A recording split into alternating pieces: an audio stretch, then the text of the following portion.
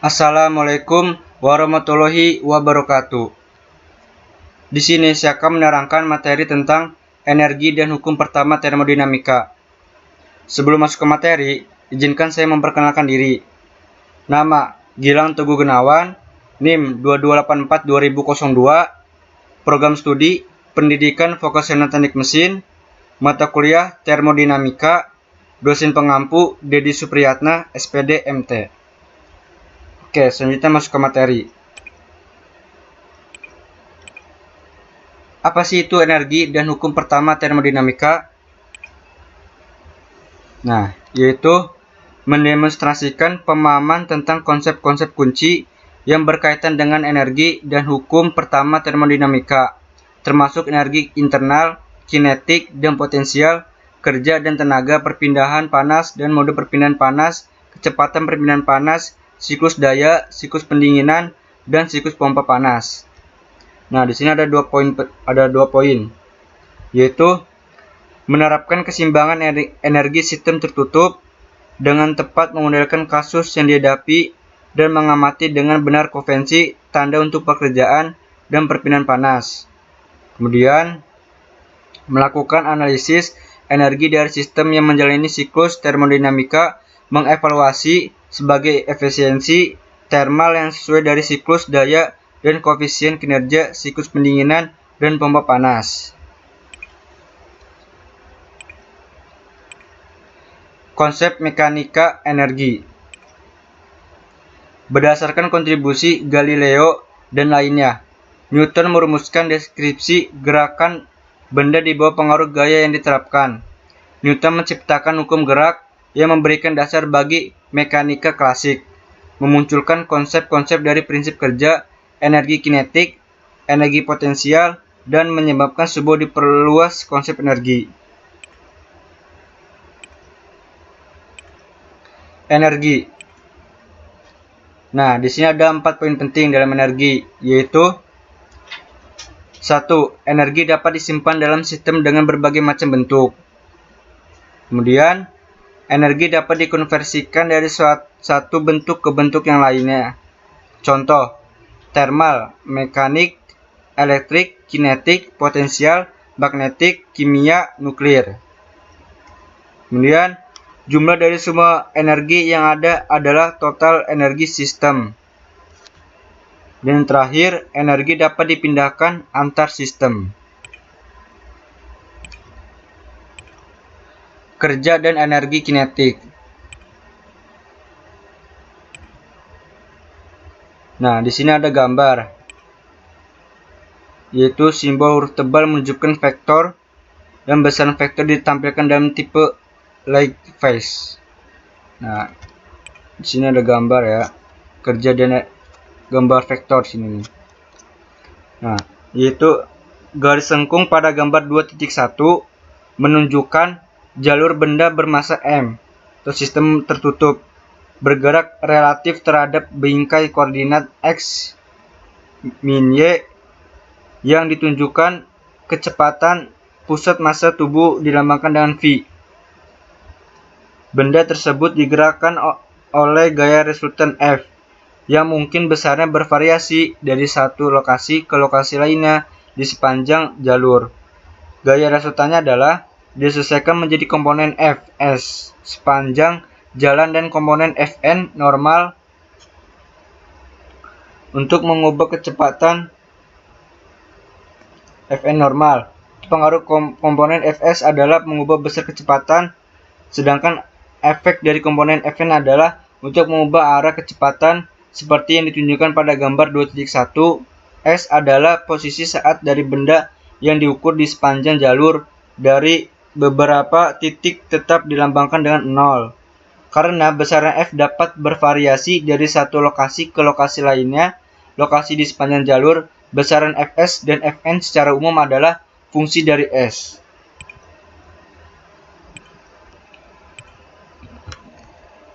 Kerja dan energi kinetik.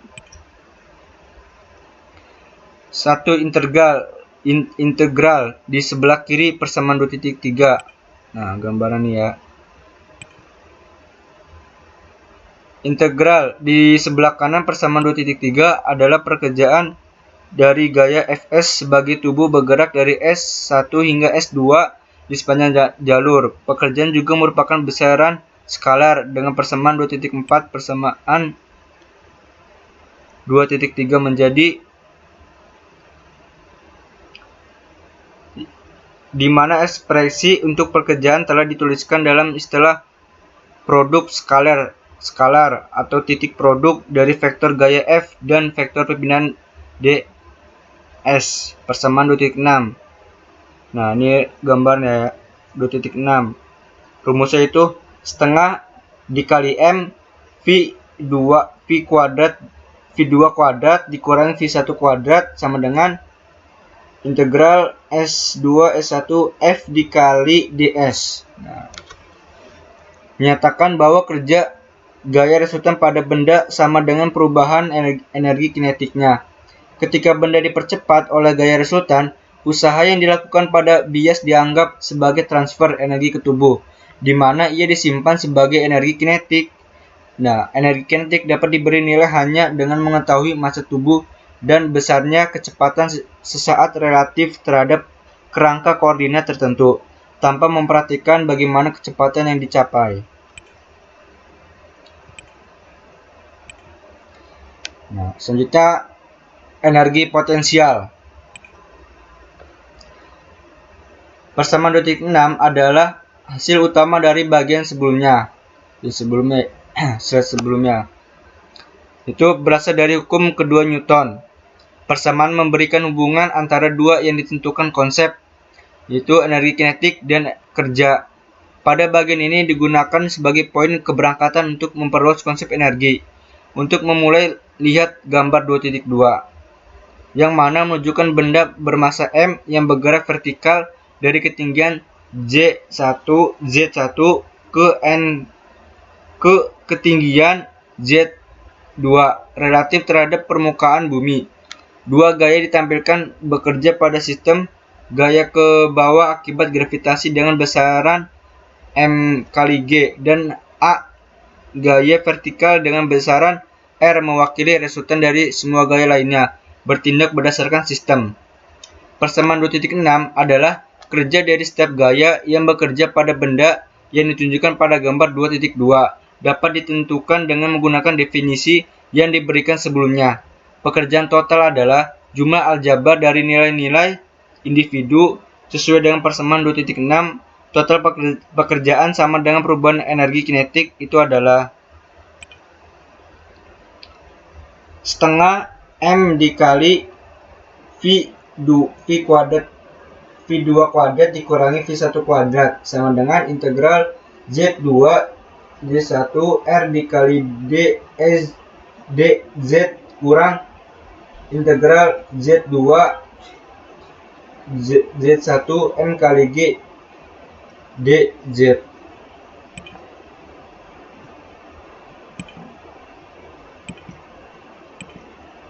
Kemudian ada unit energi. Kerja memiliki satuan gaya dikalikan jarak. Satuan energi dan potensial kinetik, energinya sama dengan untuk bekerja. Dalam SI, satuan energinya adalah Newton per meter. N meter disebut Joule. Simbolnya Joule ya. Dalam buku ini akan lebih mudah menggunakan kilojoule atau kJ, biasanya satuan bahasa Inggris yang digunakan untuk kerja energi kinetik dan energi potensial adalah foot-pound memaksa atau FT, IBF, dan unit thermal Inggris BTU ketika suatu sistem mengalami proses di mana terjadi perubahan kinetik dan potensial energi. Perhatian khusus diperlukan untuk mendapatkan satu set unit yang konsisten untuk mengilustrasikan penggunaan yang tepat dari unit dalam perhitungan istilah tersebut. Pertimbangkan sistem bermassa 1 kg yang kecepatannya meningkat dari 15 meter per sekon menjadi 30 meter per sekon, sementara elevasinya menurun 10 meter di lokasi di mana gram 59,7 meter per sekon. kuadrat. Kemudian, nah ini rumusnya. Delta KE sama dengan setengah M dikali V2 kuadrat dikurang V1 kuadrat sama dengan setengah dikali 1 kg 30 meter per sekon kuadrat dikurangi 15 meter per sekon kuadrat.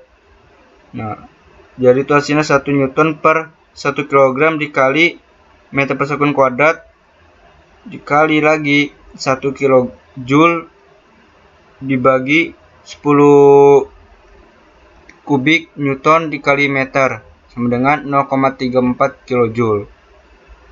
Nah, ini contohnya ya. Kemudian, kekekalan energi dalam mekanika. Nah, ini rumusnya. Setengah meter dikali V2 kuadrat dikurangi V1 kuadrat ditambah M kali G Z2 dikurangi Z1 sama dengan integral Z2 Z1 R dikali D dikali Z.